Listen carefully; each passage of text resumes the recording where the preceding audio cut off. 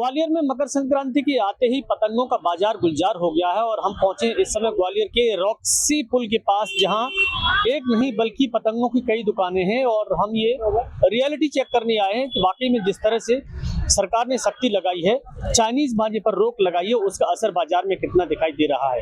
ये देखिए, पतंग तो काफी कलरफुल नजर आ रही है, लेकिन मांझे की क्या स्थिति है, क्योंकि इस समय ऐसे दिन होते हैं जब लोग पतंग खरीदने के लिए बाजार में बड़ी संख्या में पहुंचते हैं और उसके बाद क्या कुछ उन्हें यहाँ बाजार में मिलता है, क्या नहीं मिलता। मैं सबसे पहले दुकान वाले से ही बात करूंगा।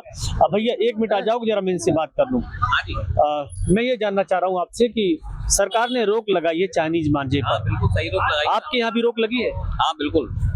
कौन सा मांझा बेचते हैं? बरेली ये वाला कॉटन का। किसी को नहीं, ये तो पुराना सदियों जमाने से चला रहा है। अच्छा, हाँ जी।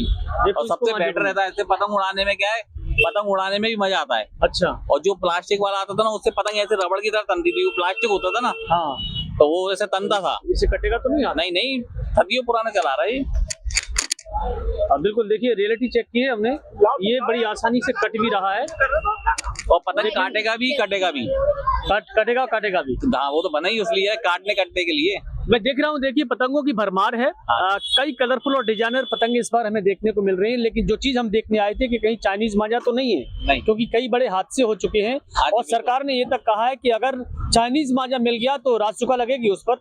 कुछ बच्चे भी आए हैं, कुछ बड़े भी आए। मैं इनसे पूछ लेता हूँ, भाई आप भी पतंग लेने आए? हाँ बिल्कुल, पतंग बच्चे साल उड़ाते हैं। बच्चों के लिए क्या, खुद भी उड़ाते हैं। खुद भी उड़ाते हैं? हाँ। कब उड़ाएंगे? कल उड़ाएंगे। अच्छा, आपको मालूम है कि चाइनीज मांझे पे रोक? हाँ बिल्कुल लगी हुई है। और कहाँ इंदौर वगैरह में किसी गर्दन, लेडीज की गर्दन कट गई थी काफी। तो नहीं, चाइनीज मांझे की जरूरत क्या है जब हिंदुस्तान में क्या कमी है कोई चीज की? आप भी पतंग लेने आए? किस तरह का मांझा खरीद रहे हैं? ये बरेली वाला है। बरेली वाला? का कांच वाच नहीं हो बच्चों के। चाइनीज मांझा मिल गया तो ले तो नहीं लेंगे? नहीं। आप बताओ, आप ज्यादा शौकीन लग रहे हो मुझे पतंग उड़ाने के। कौन से मांझे से उड़ाओगी? बरेली से? हाँ। बरेली का मांझा अच्छा होता है, जानते हो आप बरेली का मांझा? हाँ। मैंने उड़ाया भी है बहुत बार। उड़ा दिया बहुत बार। आप भी लेने आए हो? आप भी लेने आए हो पतंग? हाँ। कौन सी पतंग हो, कौन सा मांझा लोगे? इधर आओ। बरेली का मांझा लेंगे, बढ़िया सा, जो चाइनीज नहीं हो। कई बार हाथ भी कट जाती है, हमारा हाथ भी कट चुका है। मेरा कट चुका है? कहाँ कट कटा? जी, इधर के चाइनीज मांझे से कटा है। सावधान रहना, कोई अगर बेचे तो बताना तुरंत, सूचना देना उसकी। बरेली के मांझा के अलावा कोई चाइनीज मांझा बेचता है तो, या कोई और भी मांझा बेचे, लेकिन चाइनीज नहीं होना चाहिए। देखिए, ये पतंगे जो है ना, अब इसकी मांग है बाजार में अभी इस समय, और ये माना जाता है कि जो लोग शौकीन होते हैं पतंग उड़ाने के, वो बड़ी संख्या पतंग उड़ाते हैं। इसीलिए तो देखिए, चारों तरफ पतंग लगी हुई है। यहाँ भी पतंग लगी है, वहाँ भी पतंग की दुकान है, जहाँ देखो वह पतंग की दुकान है। लेकिन अच्छी बात यह है कि हमें बाजार में चाइनीज मांझा देखने को नहीं मिल रहा है। Vinod Sharma, news state, Gwalior. तो देखिए, त्योहारों की रौनक है, लेकिन सबसे बड़ा डर चाइनीज मांझे को लेकर ही है और इसीलिए प्रशासन भी अलर्ट है कि चाइनीज मांझे की बिक्री ना हो, क्योंकि चाइनीज मांझा जानलेवा साबित हो रहा है। और इसीलिए फ्लैग मार्च निकाला गया। तस्वीरें आप देख पा रहे हैं। मकर संक्रांति से एक दिन पहले पुलिस प्रशासन ने फ्लैग मार्च किया और आम जनता को चाइनीज मांझे के लिए जागरूक किया। एडिशनल एसपी अभिषेक आनंद के मुताबिक आम जन को चाइनीज मांझे के प्रति जागरूक करने के लिए 4 धाम मंदिर से पुलिस प्रशासन ने फ्लैग मार्च निकाला और चाइनीज डोर का इस्तेमाल ना करने की नसीहत दी। देखिए, चाइना डोर के खिलाफ जो है लोगों में एक अवेयरनेस क्रिएट करने के लिए और लोगों को ये जानकारी देने के लिए कि चाइना डोर का इस्तेमाल ना करें। साथ ही जो लोग इस तरह की इस्तेमाल करते हैं उनको सख्त हिदायत देने के लिए कि अगर चाइना डोर का इस्तेमाल करते हैं तो उनको जेल जाना पड़ेगा। ये मैसेज के साथ ये जो पूरी वाहन रैली निकाली गई। तो चाइनीज मांझे पर प्रतिबंध के बावजूद उसकी बिक्री लगातार जारी है। कई मामले सामने आ चुके हैं जहां इस चाइनीज मांझे की वजह से कई लोगों को चोट तक आई है। ये रिपोर्ट आप देखिए।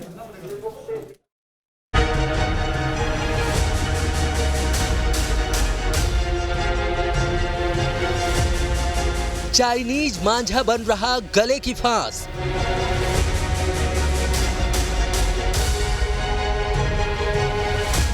खतरनाक धागे ने डाली संकट में सांस।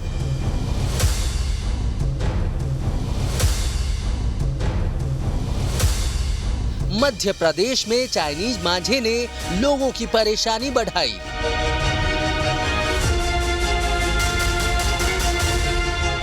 मौत का धागा बेचने वालों पर कब होगी कार्रवाई?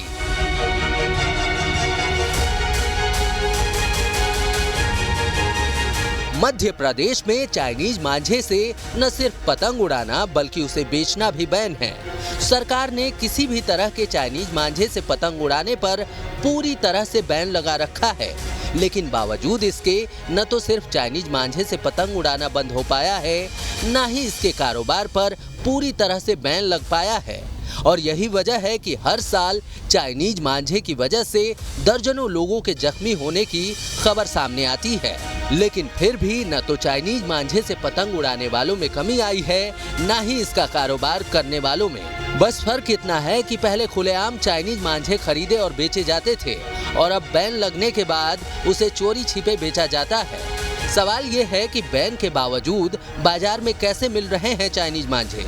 क्या लोकल लेवल पर बनाए जा रहे हैं चाइनीज मांझे या फिर अवैध तरीके से चीन से हो रही है सप्लाई? जानकारी के मुताबिक चाइनीज मांझे दो तरह से मध्य प्रदेश के अलग अलग शहरों में पहुंच रहे हैं। कहा जा रहा है कि गुजरात के रास्ते इंदौर, फिर इंदौर से अलग अलग शहरों में चोरी छिपे चाइनीज मांझे की सप्लाई की जा रही है, जबकि सूत्र ये भी बताते हैं कि उज्जैन और दूसरे शहरों में भी अवैध रूप से चाइनीज मांझा बनाने की फैक्ट्री चल रही है।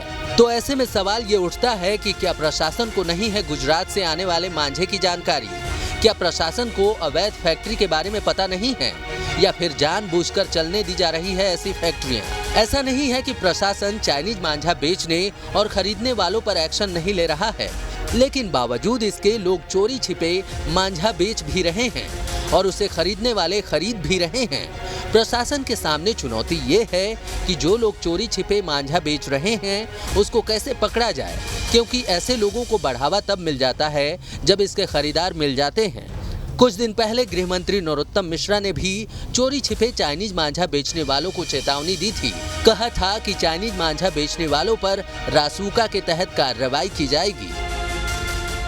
और मैं आप सबके माध्यम से स्पष्ट कर देना चाहता हूं, और वो जो चाइनीज मांझा बेचने की सोचते भी हैं वो भी कान खोल के सुन लें कि मध्य प्रदेश के अंदर उनके ऊपर रासुका जैसी कार्रवाई हो सकती है। और इसलिए बरखुरदार खबरदार ये चाइनीज मांझे वाले जितने भी हैं। बहरहाल तमाम कार्रवाई के बाद भी प्रशासन पर तब सवाल उठने लगते हैं जब हर साल चाइनीज मांझे की वजह से कोई न कोई जख्मी हो जाता है। पिछले ही साल चाइनीज मांझे की वजह से एक युवती की मौत हो गई थी, जिसके बाद कई लोगों पर कार्रवाई भी हुई। लेकिन इस बार मकर संक्रांति से पहले ही एक बार फिर चाइनीज मांझे से लोगों के घायल होने की खबरें सामने आने लगी हैं। ऐसे में एक बात तो साफ है कि जब तक व्यापारी और जनता दोनों जागरूक नहीं होंगे, तब तक सिर्फ प्रशासन की पहल से इस पर पूरी तरह से बैन लगाना मुश्किल है। Team news state.